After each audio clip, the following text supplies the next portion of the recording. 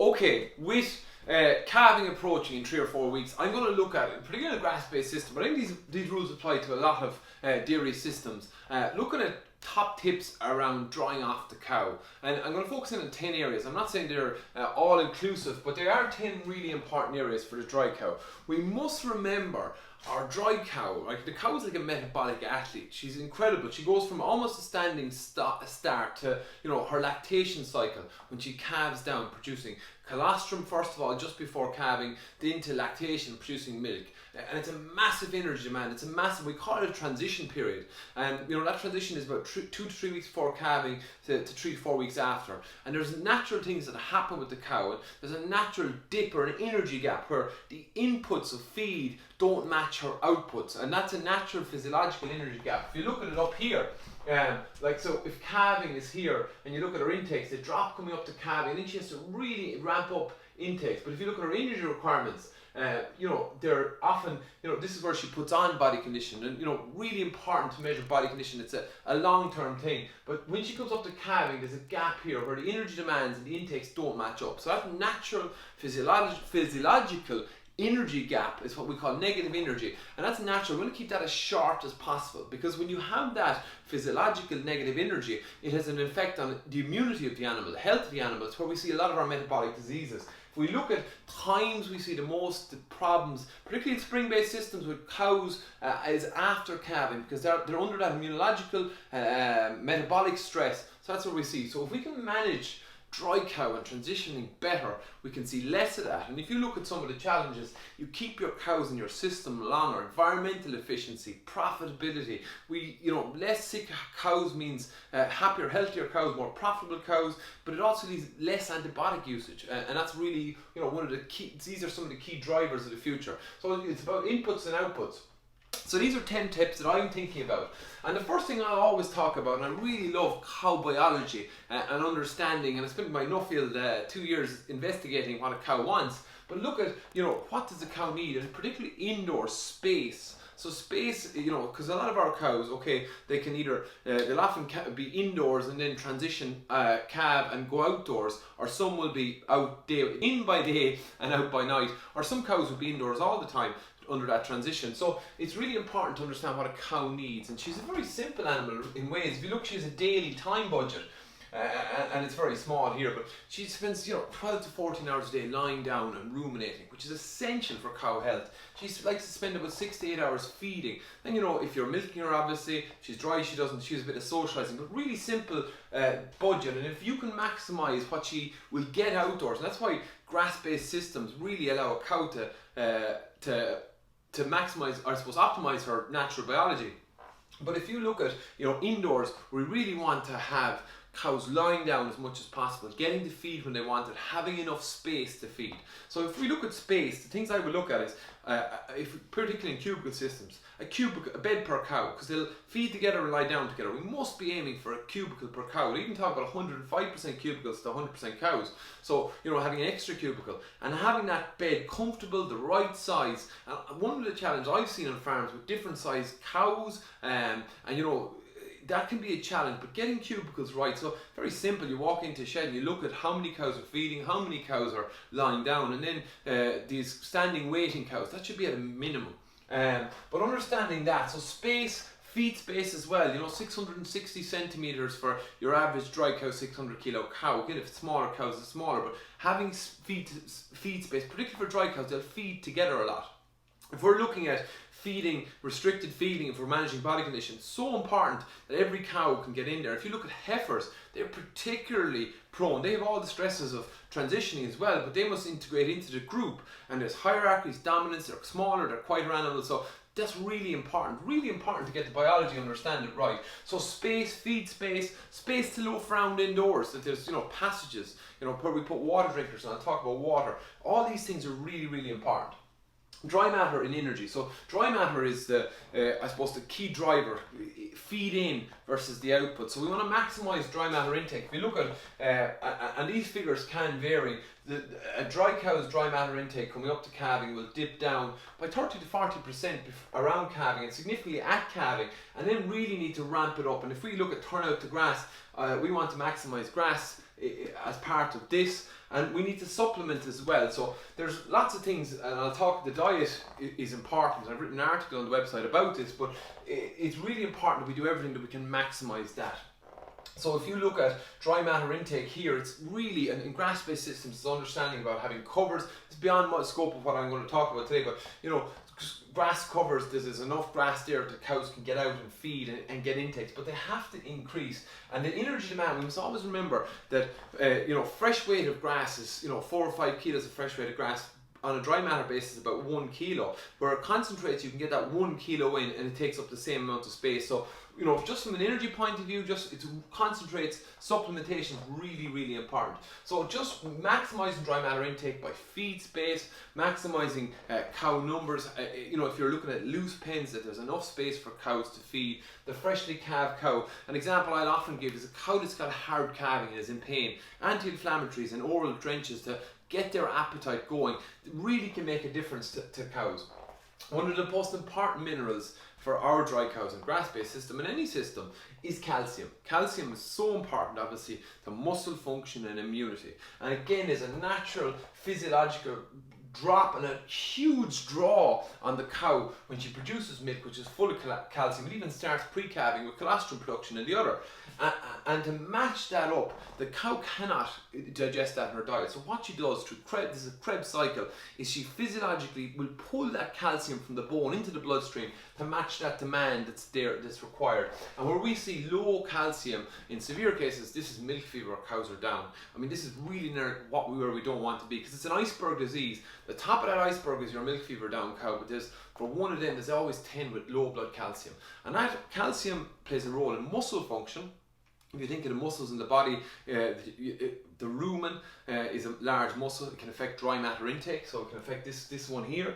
You think about the womb, again a muscle, you know, so you can have more metritis or uterine infection. But calcium also plays a role in neutrophils, white blood cell production.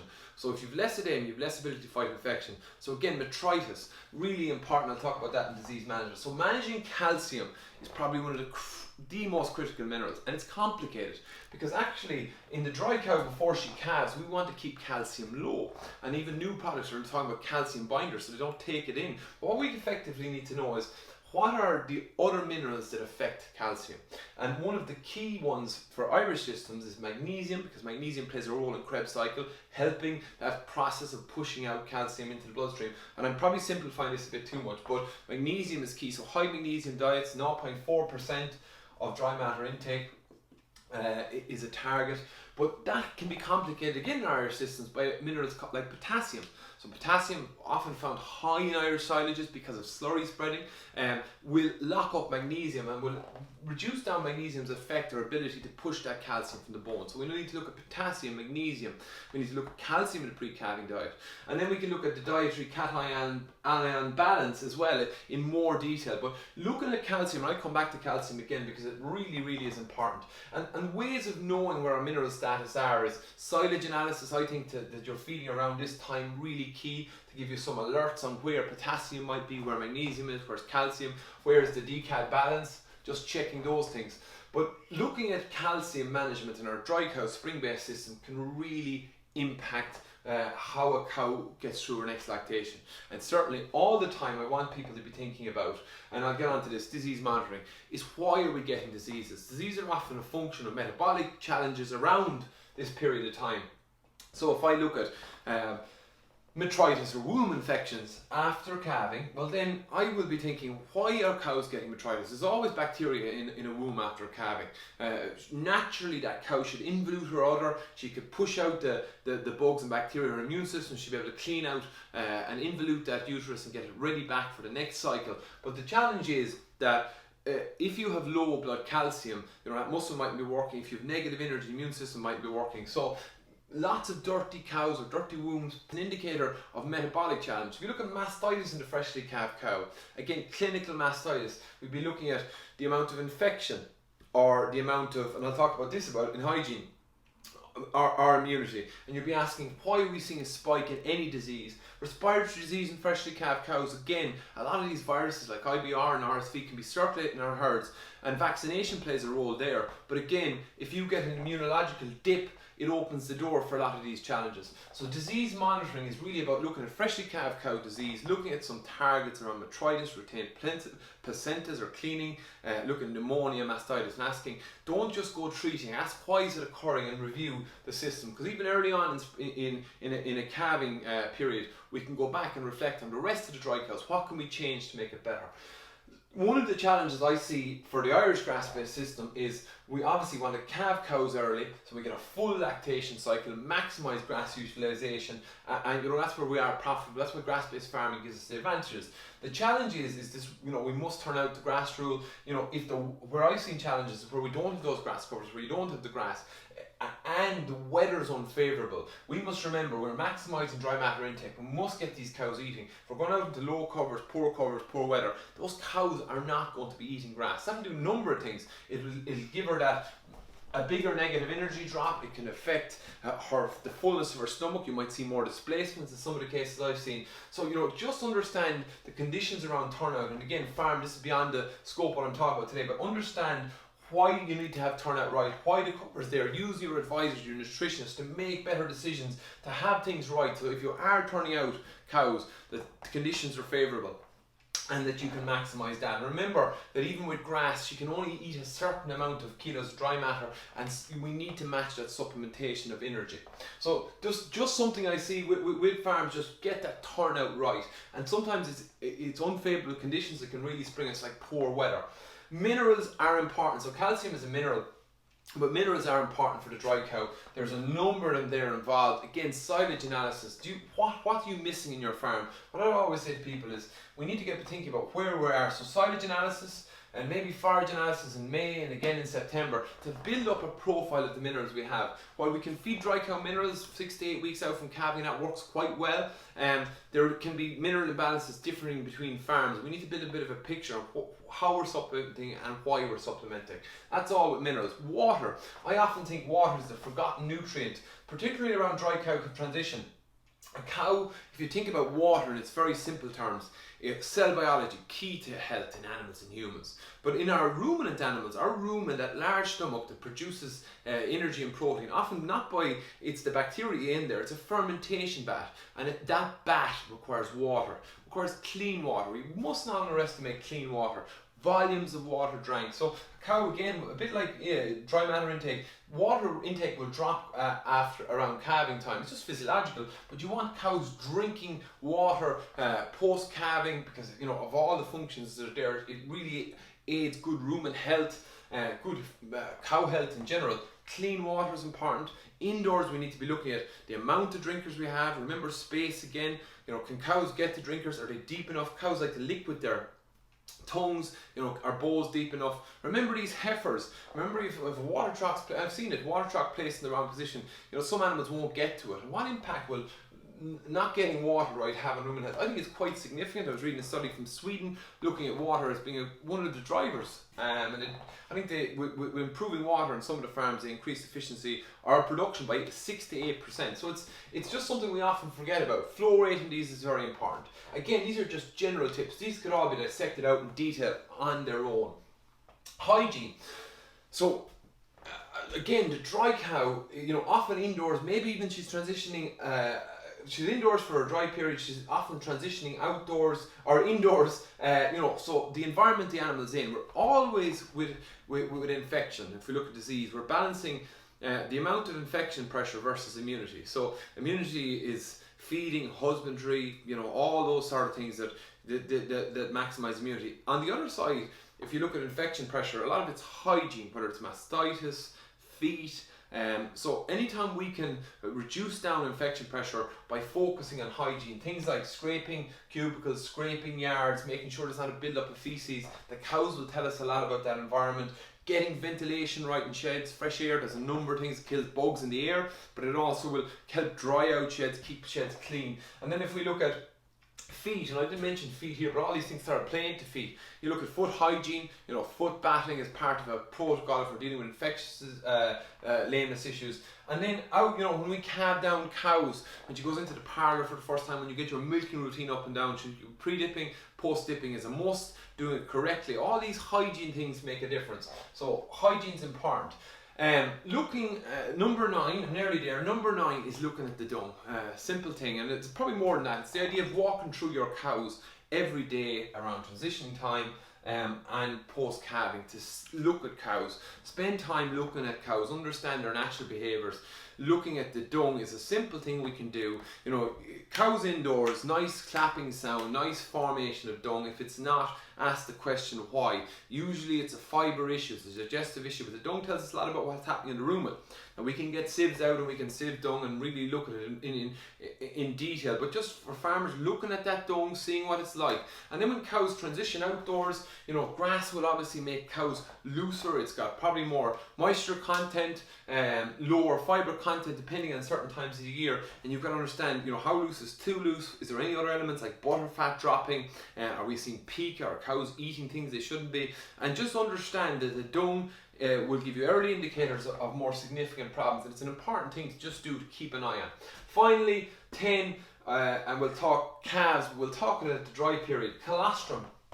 When we talk about feeding cows, energy and protein are key. They're key for the cow as that calf grows inside her. But they really become key when she starts brewing this colostrum and other about 14 to 7 days out from calving.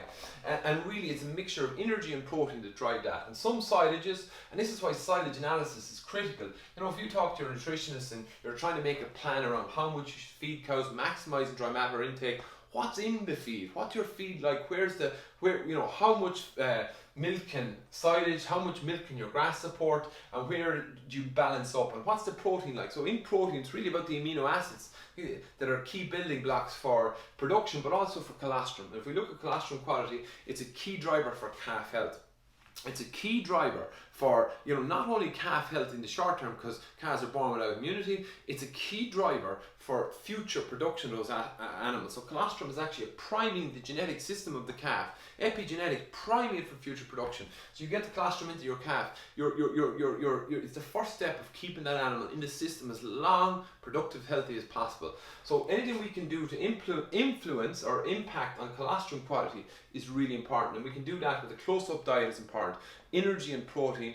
And people will be worried about, you know, getting cows and calf growth or too big a calves, calving difficulties. You must remember that a lot of calf growth occurs back here between 7 and 8 months. You know, feeding cows well coming up to calving is really important. It's not going to influence hard calvings. And actually, something that I never mentioned, and lots of things I didn't mention, calcium. If you have low blood calcium, you don't have downward cow, but you can be slower calving. So anything that it can influence colostrum quality, so energy and protein, getting that right in the pre-calving diet, and that can be, you know, from 2-3 weeks out, you look at that and where you need supplement, or if you do need supplement at all.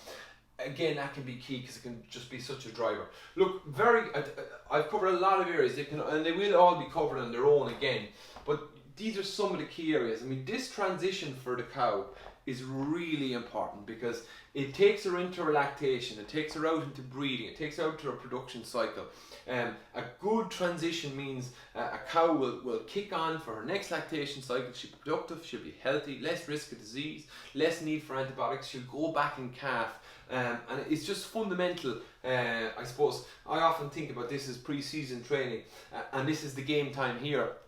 And getting this training right and this period of time right in a cow's life is so important. These are just so many areas I've picked out today that you need to be thinking about and focusing on for spring 2020.